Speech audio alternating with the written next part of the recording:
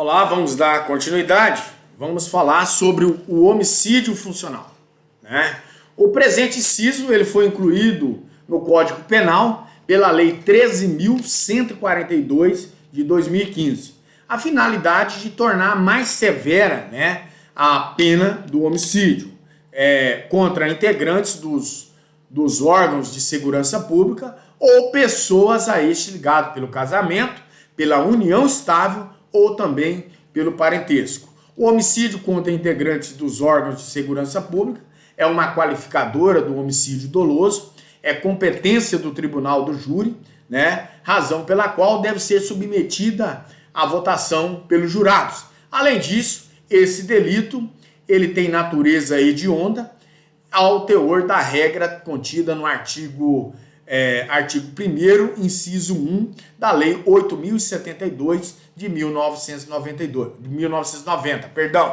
O fundamento da qualificadora repousa na maior gravidade da conduta criminosa, né, atentatória da estrutura do Estado Democrático de Direito, é causadora desse temor acentuado às regras em geral e provoca um pânico à sociedade. Né? Nesse contexto, se torna nítida a sensação de insegurança pública quando os seus agentes que deveriam nos proteger são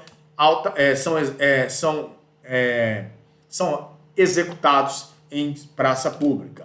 A Lei 13.142 de 2015, ela alterou o artigo 121, parágrafo 2º do Código Penal, né? E trouxe aí o inciso 7º, contra a autoridade ou agente descrito nos artigos 142 e 144 da Constituição Federal, integrantes do sistema prisional e da Força Nacional de Segurança Pública, no exercício da sua função ou em decorrência dela, ou contra o seu cônjuge, companheiro ou parente consanguíneo até o 3º grau. A lei ela alterou ainda o artigo 129 do Código Penal, acrescentando ao tipo um parágrafo, né, o parágrafo 12, majorando a pena da lesão corporal dolosa, leve, grave, gravíssima ou seguida de morte, de 1 a 2/3, quando praticada contra a autoridade ou agente descrito no artigo 142 e 144 da Constituição Federal.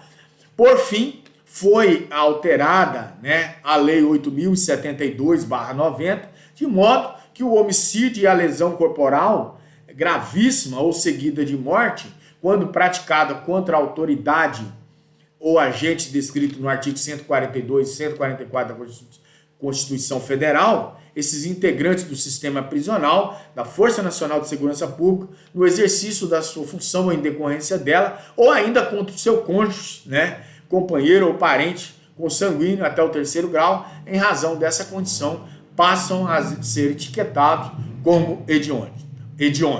A justificativa apresentada pelo Congresso Nacional aqui foi o seguinte: foi para tentar prevenir ou diminuir os crimes contra pessoas que atuam na área da segurança pública, pessoas que atuam no fronte, no combate à criminalidade. Além dos motivos expostos, a regulamentação do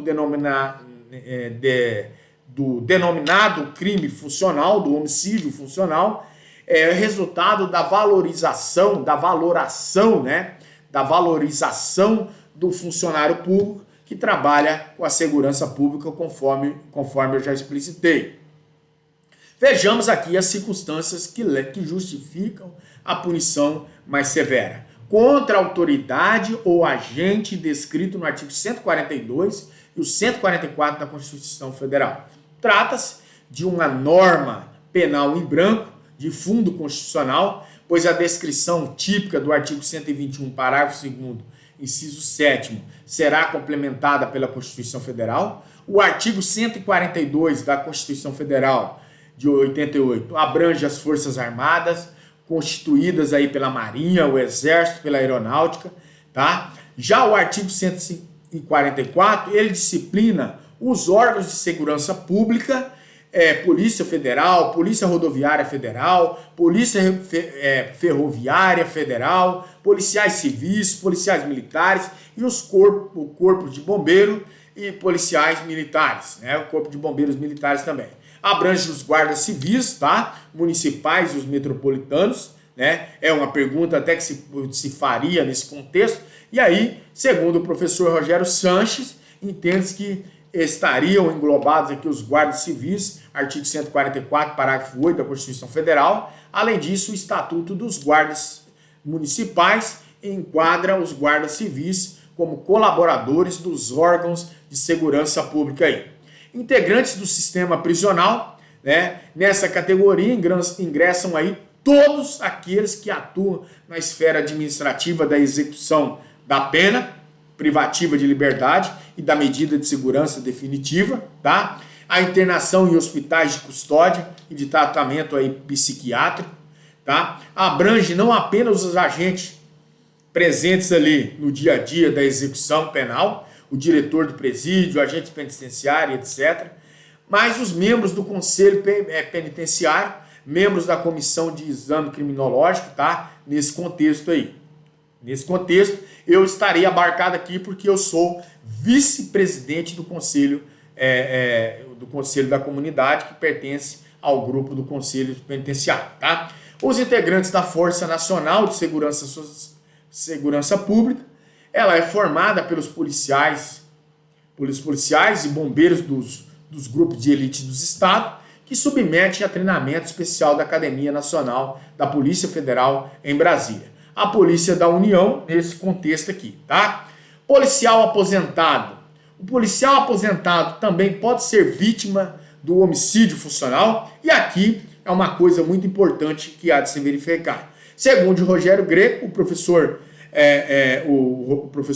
Rogério Greco, no mesmo entendimento do professor Rogério Sanches, o policial aposentado também pode ser sujeito passivo do crime de homicídio funcional, desde que a conduta motivou o homicídio seja praticada quando este ainda se encontrava no exercício das funções. O que ele quer dizer? O policial, à época, estava trabalhando e esse crime foi porque ele, nas suas investigações, descobriu ali e tal, e aí caminhou e o réu, o acusado, ficou com esse remorso e acabou cometendo esse crime aí, tá certo?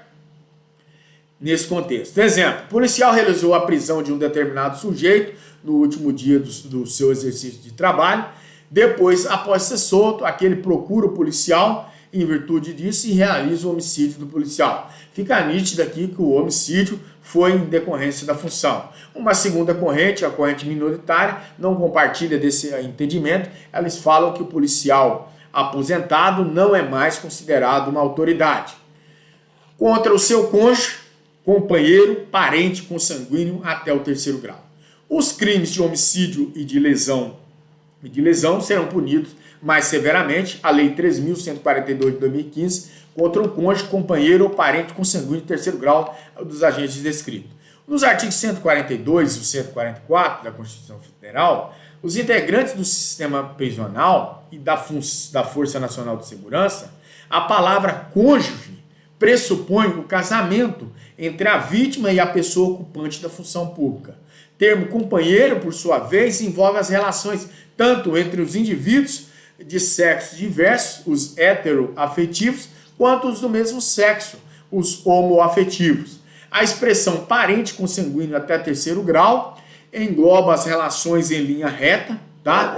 Ascendentes, pais, avós, bisavós, descendentes, filhos, netos e bisnetos, e os colaterais, irmãos, tios e sobrinhos. É indispensável que o crime tenha sido praticado, né, em razão daquela condição e matou para atingir indiretamente a figura da autoridade. E o filho adotivo? A pressão que se faz, a pergunta que se faz, né?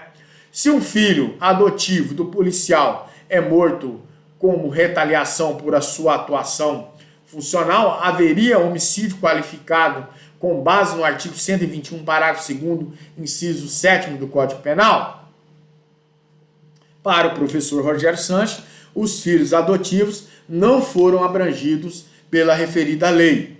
E aí, para Kleber Masson, ele dispõe que o legislador não foi feliz ao utilizar a forma parente consanguíneo. O Código Penal exclui em especial a proteção das relações oriundas de parentesco civil, notadamente os filhos adotivo.